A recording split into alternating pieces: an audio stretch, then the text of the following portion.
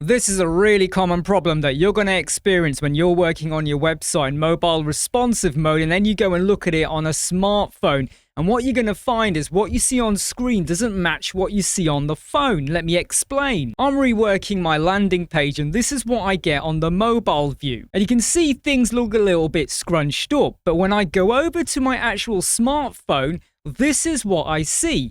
And everything looks okay.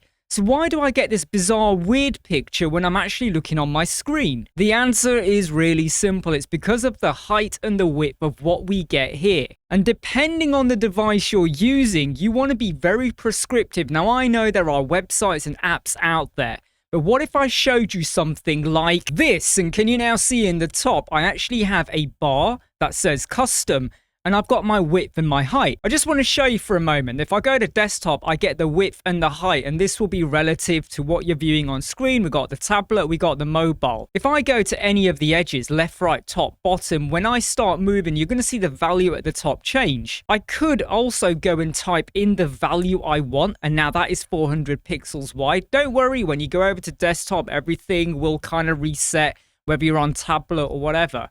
Now, I know I did a code snippet for this before, but this one is so much more refined because I've got an iPhone 17 Pro. So when I'm now assessing what my screen looks like or what I'm going to see on here, I want to be able to select the exact pixel or the screen viewport resolution as an iPhone. And that's why I've given you this custom bar. This only really works for the mobile. If you go to desktop and tablet, you're not going to see it because there it gets very complicated with how many devices you have. But when you're on the mobile and you click this drop down, look at the range we've got here at the moment. And if I now go to iPhone 17 Pro or 16 Pro, that's the exact size. So now if I'm building and I want to get an idea, well, how's it going to look? In fact, I can even go all the way down to an iPhone X and I can still see, does it look okay? Yes, it does. And what about the iPhone 17 Pro Max? Yep, fine, I get away with it. This was all done with a code snippet. Click the link in the video description and you will go and get the code. By the way, I'm Imran from Web Squadron. Once you've got that file, you want to unzip it. Then you want to make sure you've got the code snippets plugin that you can get for free from the WordPress repository. Go and drag the JSON file. This is what you'll get when you've unzipped. And that will then add this code snippet and then give it a title and then save and activate. I've gone and added in the descriptions and the value. So if you want to reduce that, reduce it. If you want to add some in,